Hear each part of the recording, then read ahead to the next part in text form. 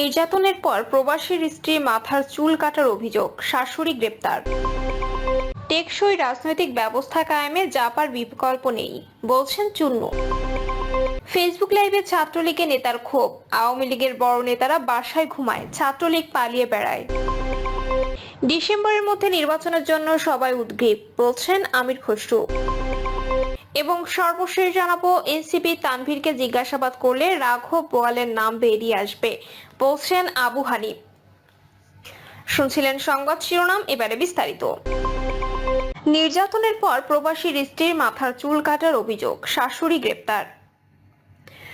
বগুড়ার আদমদিঘিতে পারিবারিক কলহে আয়েশা সিদ্দিকা নামে এক গৃহবধূকে নির্যাতনের পর কাঁচি দিয়ে মাথার চুল কেটে দেওয়া হয়েছে। সকালে উপজেলার চাপাপুর ইউনিয়নের বেজার গ্রামে এই ঘটনা ঘটে। তাকে বগুড়া শহীদ জিয়াউর রহমান মেডিকেল কলেজ হাসপাতালে ভর্তি করা হয়েছে।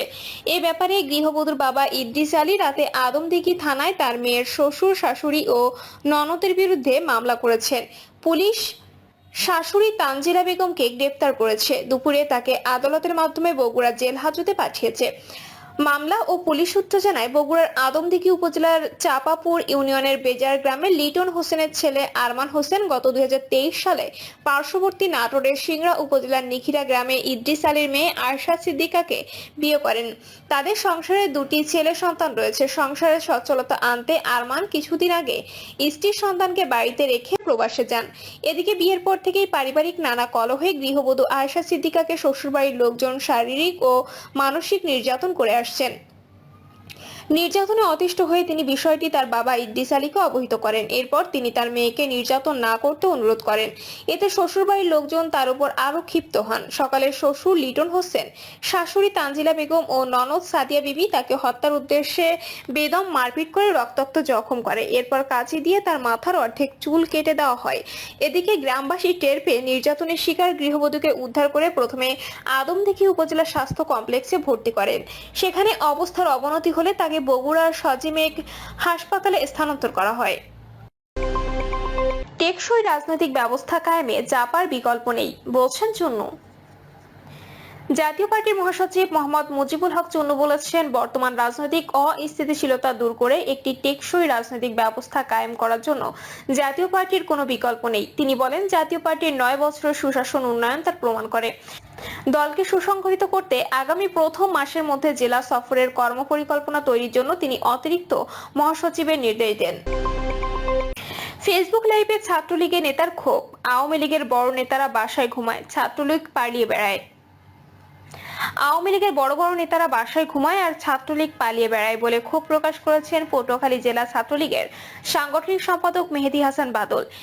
দিনগত রাতে ফেসবুক লাইভে তিনি এই ক্ষোভ প্রকাশ করেন, যা সামাজিক যোগাযোগ মাধ্যমে ভাইরাল হয়। মেহেদী হাসান বাদল বলেন, বড় বড় আওয়ামী লীগ নেতা যারা শত শত কোটি টাকার মালিক হয়েছে তারা শহরে ঘুরছে, বাড়িতে ঘুমাচ্ছেন। তাদের বিরুদ্ধে কোনো মামলা নেই, বাড়িঘরে হামলা ভাঙচুর নেই। যত হামলা ভাঙচুর মামলার আসামি ছাত্রলীগের সাধারণ নেতাকর্মী।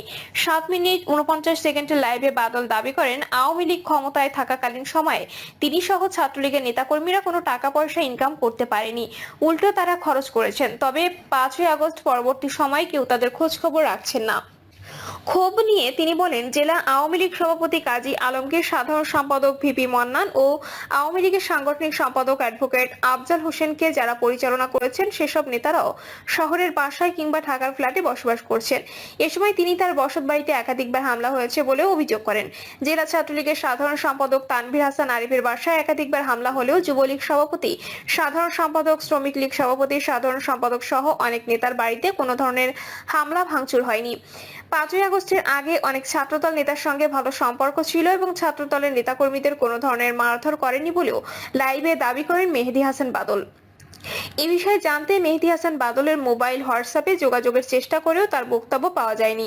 পটুয়াখালী জেলা ছাত্রদলের সদস্য সচিব জাকারিয়া আহমেদ বলেন, ছাত্রলীগের সন্ত্রাসীরা যাতে কোনো ধরনের বিশৃঙ্খলা সৃষ্টি করতে না পারে সে বিষয়ে আমরা সতর্ক রয়েছি। তারা এখন লুকিয়ে এ ধরনের লাইভ করছে। সন্ত্রাসী ও হামলার আসামিদের গ্রেপ্তারে আইন শৃঙ্খলা বাহিনীর সদস্যদের আরো সক্রিয় হওয়া দরকার। ডিসেম্বরের মধ্যে নির্বাচনের জন্য সবাই উদ্গ্রীব, বলছেন আমির খসরু। ডিসেম্বরের মধ্যে নির্বাচনের জন্য সবাই উদ্গ্রীব বলে মন্তব্য করেছেন বিএনপির স্থায়ী কমিটির সদস্য আমির খসরু মাহমুদ চৌধুরী। তিনি মনে করেন মানুষ ভোট দেওয়ার জন্য প্রস্তুত। আমির খসরু মাহমুদ চৌধুরী বলেন, এখন তারা গণতন্ত্র চায়, আর কারা গণতন্ত্র চায় না এই বিষয়গুলোতে জনগণকে সিদ্ধান্ত নিতে দিই আমরা।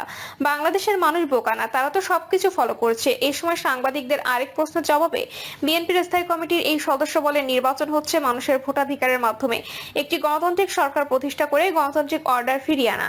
এটা একটা জনগণের মালিকানার বিষয়, আর সংস্কার হচ্ছে চলমান প্রক্রিয়া। নির্বাচনের পরও আরো বহু সংস্কার হতে থাকবে, আগামী বছরগুলোতেও সংস্কার হতে থাকবে। আমির খসরু বলেন, সংস্কার নিয়ে যে বিষয় ঐক্যমত হয়েছে সেটা জাতির সামনে প্রকাশ করলেই তো হয়ে যায়। প্রকাশ করে ভোটের দিনক্ষণ ঠিক করতে অসুবিধা কোথায়? ডক্টর ইউনূস বলেছেন, ঐক্যমত্যের পরিপ্রেক্ষিতে সংস্কার হবে। কোথায় ঐক্যমত হয়েছে আমাদের বলেন না। আমরা তো সবাই জমা দিয়েছি, প্রতিটি রাজনৈতিক দল তাদের সংস্কার প্রস্তাব জমা দিয়েছে। সুতরাং কোথায় ঐক্যমত হয়েছে তা জাতিকে জানিয়ে দিয়ে সই করে নির্বাচনের দিকে আমরা এগিয়ে যাই। পরিষ্কার কথা। সাংবাদিকদের আরেক প্রশ্নের জবাবে আমির খসরু মাহমুদ চৌধুরী বলেন, ভোটের মাধ্যমে তো ক্ষমতায় যেতে হবে। যারা গণতন্ত্রে বিশ্বাস করবে তারা তো এটাই মনে করবে, তাই না? ভোট হবে, ক্ষমতায় যাবে। জনগণের নির্বাচিত সদস্যরা নির্বাচিত হয়ে সংসদে যাবে, ক্ষমতায় যাবে। এটাই তো গণতন্ত্র। এটা বুঝতে অসুবিধা হওয়ার তো কোনো কারণ দেখছি না। এনসিপি তানভীরকে জিজ্ঞাসাবাদ করলে রাঘব বোয়ালের নাম বেরিয়ে আসবে, বলছেন আবু হানিফ। গণহত্যার বিচার, আওয়ামী লীগ ও তাদের দোসরদের রাজনীতি নিষিদ্ধের দাবিতে বিক্ষোভ মিছিল করেছে বাংলাদেশ যুব অধিকার পরিষদ করিমগঞ্জ উপজেলা।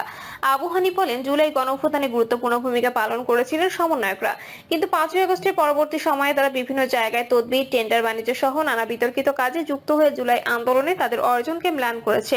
সমন্বয়ক পরিচয় সচিবালয়ে ডিসি নিয়োগের বিতর্কে জড়ান তানভীর নামের এক সমন্বয়ক। সেই তানভীর আবার এনসিটিবির 400 কোটি টাকা দুর্নীতিরও সঙ্গে সম্পৃক্ত। এই তানভীর এনসিপি নেতা, তাকে অব্যাহতি দেওয়া হয়েছে। সরকারের উচিত তাকে আটক করে জিজ্ঞাসাবাদ করা, তাহলে অনেক রাঘব বোয়ালের নাম বেরিয়ে আসবে। তিনি বলেন, জুলাই আন্দোলনে আওয়ামী লীগ ও তার দোসররা দেশে গণহত্যা চালিয়েছে। তাদের বিচারের ক্ষেত্রে সরকারের অনীহা দেখা যাচ্ছে। জুলাই গণহত্যার বিচার ও আওয়ামী লীগ নিষিদ্ধের ক্ষেত্রে সরকারকে আরো জোরালো ভূমিকা পালন করতে হবে। যারাই আওয়ামী লীগ ও তাদের দোসরদের পুনর্বাসন করবে তাদেরই রুখে দিতে হবে। এই অন্তর্বর্তীকালীন সরকারের প্রধান কাজ গণহত্যার বিচার ও আওয়ামী লীগকে নিষিদ্ধ করা। আওয়ামী লীগ যে জুলাইয়ে যে গণহত্যা চালিয়েছে, ভবিষ্যতে সুযোগ পেলে এর চেয়ে ভয়ঙ্কর গণহত্যা চালাবে। গণহত্যাকারী আওয়ামী লীগ ও তাদের দোসররা বাংলাদেশে আর রাজনীতি করতে পারবে না। সেজন্য দেশবাসীকে সজাগ থাকতে হবে। তিনি আরো বলেন, কিশোরগঞ্জ বাংলাদেশের অন্যতম কৃষি প্রধান জেলা। এখানকার মানুষের বেশিরভাগই কৃষক। হাওড় এলাকায় কৃষি আবাদ বেশি হয়। এখন ভরা মৌসুমে ধানের পর্যাপ্ত মূল্য না পেয়ে কৃষকরা হতাশ। ধান উৎপাদনে যে খরচ, সেই তুলনায় ধানের দাম কম হওয়ায় লোকসান হওয়ার আশঙ্কা বেশি। তাই সরকারের উচিত ধানের ন্যায্য মূল্য নিশ্চিত করা। সরকারের উদ্যোগে কৃষকের কাছ থেকে ধান ক্রয় করা। এখানে যেন মধ্যস্বত্বভোগী সিন্ডিকেট করতে না পারে সেটা নিশ্চিত করতে হবে। প্রিয় দর্শক, এই ছিল এখনকার সর্বশেষ সংবাদ। আপডেট সব সংবাদ পেতে চ্যানেলটি সাবস্ক্রাইব করে বেল আইকনটি ক্লিক করে রাখুন।